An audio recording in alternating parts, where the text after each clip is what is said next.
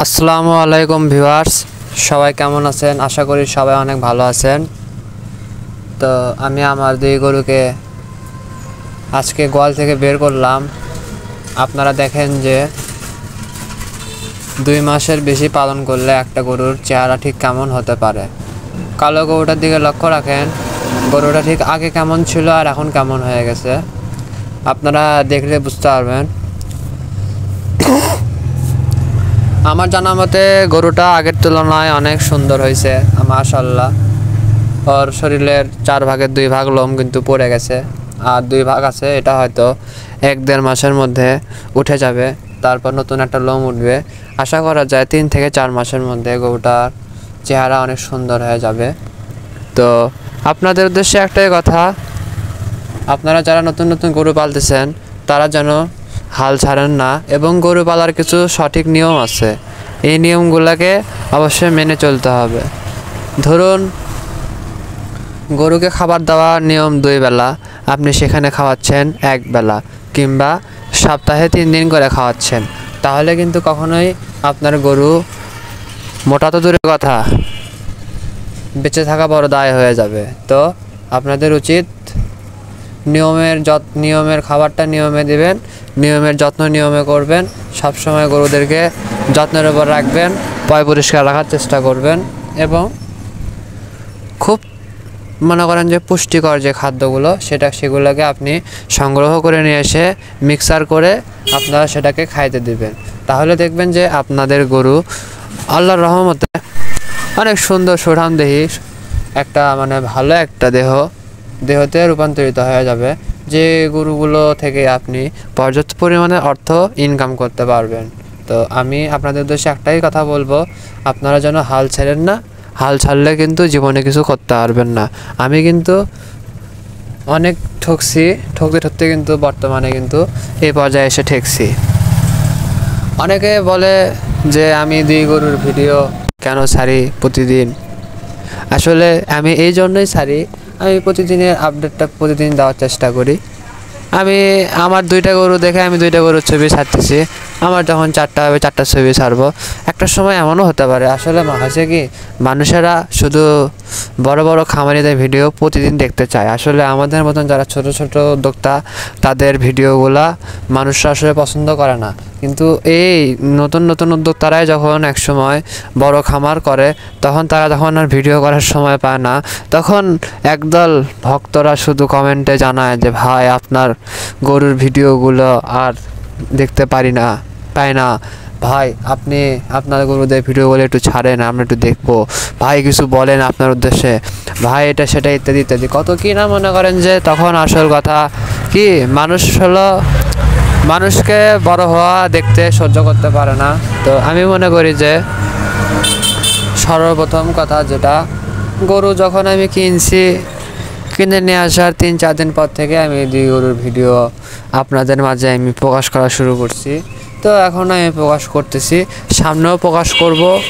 গরু যতদিন আছে আমার বাসায় আমি ভিডিও ছাড়বই, সেটা এই গরু দিয়ে না। আমি যদি বাংলাদেশের সবথেকে নিম্ন কোয়ালিটির হাড্ডি গরু যদি কিনে নিয়ে আসি, ধরে নেন সবথেকে নিম্ন কোয়ালিটির, সেই গরুর ভিডিও আমি আপনাদের মাঝে শেয়ার করব।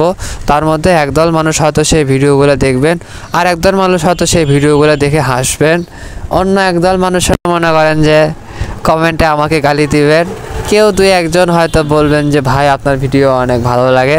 আসলে যার যে রকম মন মস্তিষ্ক, আসলে যার চোখে আমি যেমন, সে সেই রকমের কমেন্টই আসলে করে, বা অনেকে আছে ভিডিও দেখলে স্কিপ করে।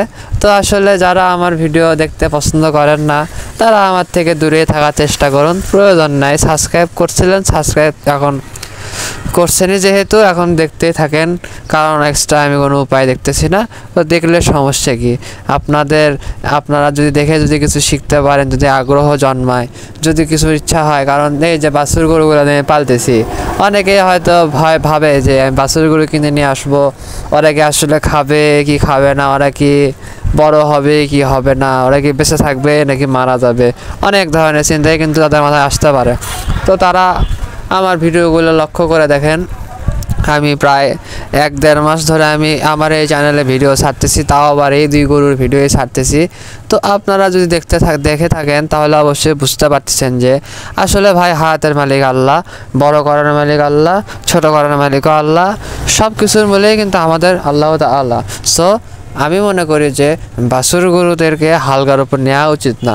বাছুর গরুও কিন্তু বড় হয়, বাবা মা ছাড়া কিন্তু বাছুর গরুও বড় হয়। বড় বড় খামারে দেখবেন তারা কিন্তু তাদের গোয়ালে যখন 10টা গাভী থাকে, 10টা গাভী যখন 10টার মধ্যে যখন 5টা গাভী যখন বাচ্চা দেয়, সেই বাচ্চাগুলোকে কিন্তু 3, 4, 5, 6 দিনের মধ্যেই কিন্তু দেখবেন যে মা থেকে আলাদা করা হয়। কেন আলাদা করে জানেন? কারণ বাচ্চাদেরকে আলাদা করে রাখার মূল কারণটাই হচ্ছে বাচ্চাদের পর্যাপ্ত পরিমাণে দুধ কিন্তু তারা দেয় না। তারা কিন্তু তখন থেকে দানাদার খাবারটা দেওয়া শুরু করে, এবং শুধু গরু যখন দোয়ানোর সময় হয় তখন শুধু ওই বাচ্চাকে নিয়ে এসে একটু পাটের সাথে লাগাই দেয় যেন দুধটা যেন মা ছাড়ে, তখনই কিন্তু বাচ্চাটাকে সরিয়ে নেওয়া হয়।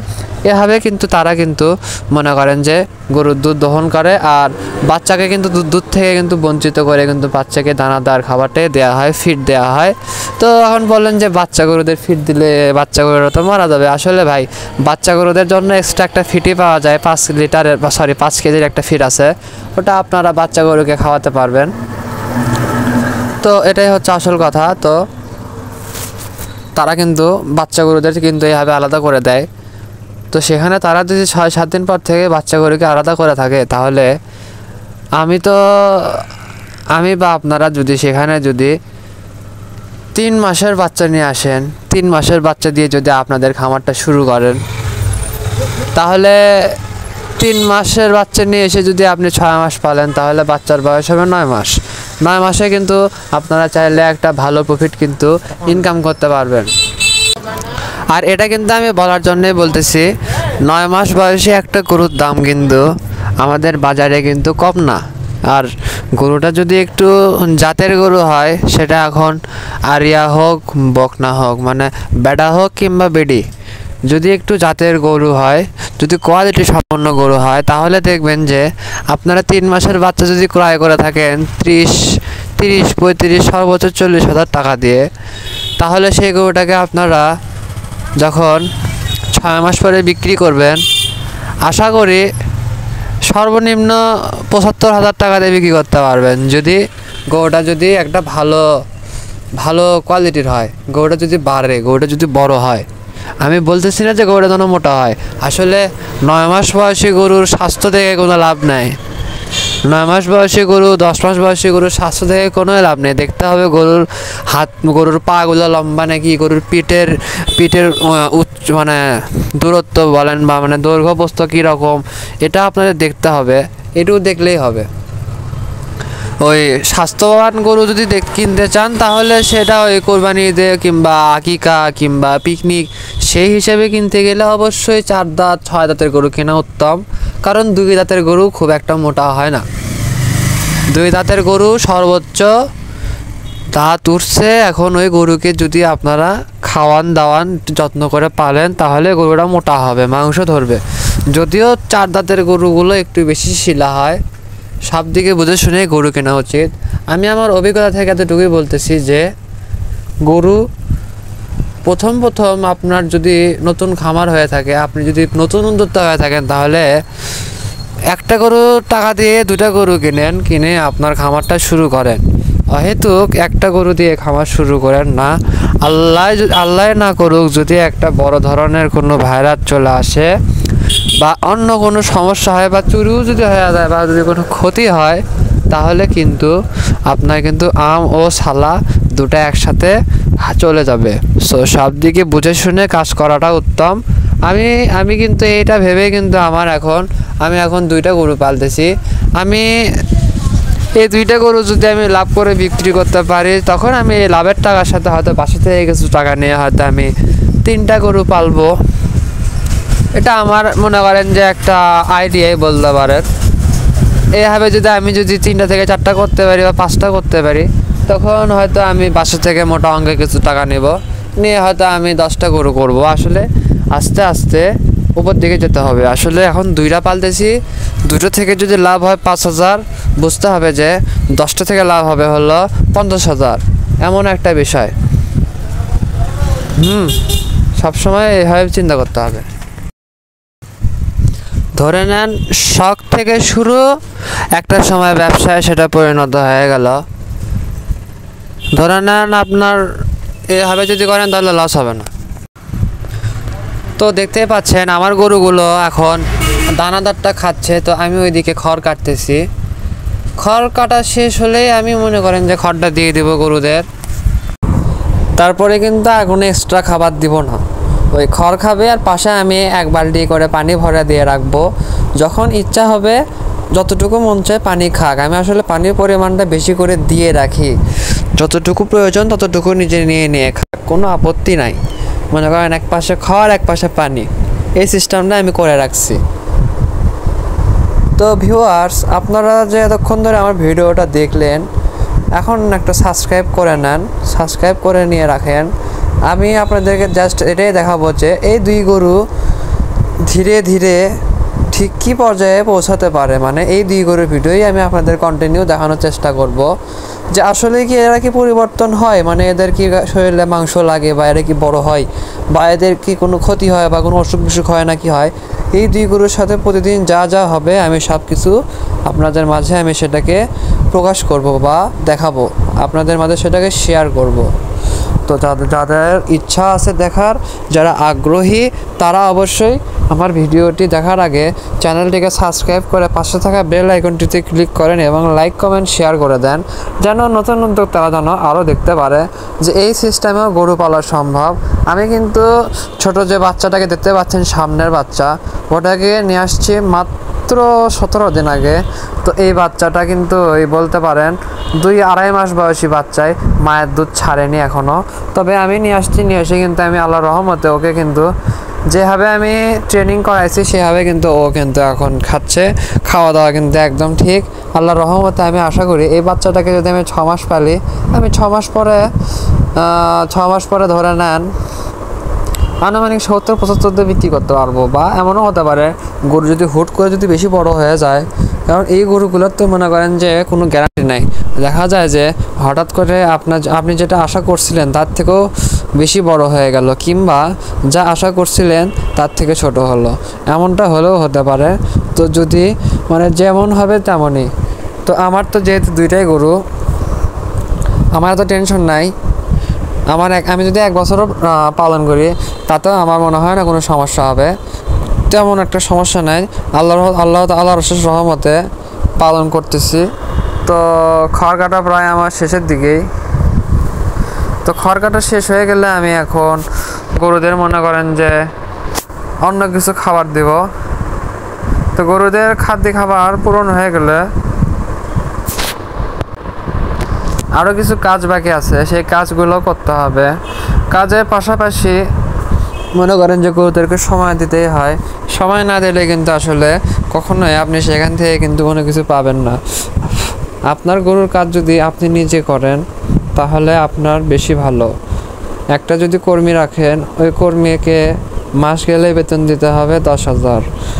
তো এখন আপনি ভাবেন আপনার খামারে সাপোজ 10টা গরু, তো এখন যে 10টা গরুকে আপনি পালন করতেছেন, 10টা গরুতে কি আপনার প্রতি মাসে 10,000 টাকা লাভ আসবে? মানে যদি 10টা গরু থেকে 10,000 টাকা আপনাকে যদি এখন কেমনে বোঝায়, ধরে নেন মাসে যদি 10,000 টাকা করে যদি আপনার ঘর থেকে যদি বের হয়ে যায়, তাহলে 6 মাসে 60,000 টাকা আপনার ঘর থেকে বের হয়ে গেল। আর গরু বিক্রি করে সাপোজ 6 মাস পর লাভ হলো 1 লাখ। 1 লাখ থেকে এখন 60,000 টাকা মাইনাস করেন, আর 40,000 টাকা আপনার তাহলে পকেটে আসলো। আর তাহলে কি হলো এখন আপনারাই বলেন? এতই সোজা। আর যদি আপনি নিজে পরিশ্রম করলেন তাহলে বেশি লাভ হতো। কেমনে? পুরো 1 লক্ষ টাকাই আপনার লাভ হতো। তো যেটা বোঝা গেল, অনেক সিস্টেম আছে। এখন আপনার যে সিস্টেমটা পছন্দ সেই সিস্টেমে আপনি পালতে পারেন। আপনার যদি মন বলে যে না ভাই আমি এত কাজ করতে পারবো না, আমার অন্যান্য ব্যবসা আছে, আমি পাশাপাশি এই সেক্টরে থাকতে চাই, তাহলে সেই হিসাবে আপনি করলেও করতে পারেন। আর কিছু হোক না হোক, বছর শেষে আপনি মনে করেন যে কোরবানিতে নিজে একটা গরু কোরবানি দিতে পারবেন একদম ফ্রেশ, যেটা আপনি নিজে মনে করেন যে নিজ চোখে দেখলেন, আপনার গরুকে আপনি খাবার দিলেন বা খাবার দিয়ে নিলেন, ভালো 2-3টা গরু কোরবানি সেল করতে পারবেন, মানে খাতেও পারবেন।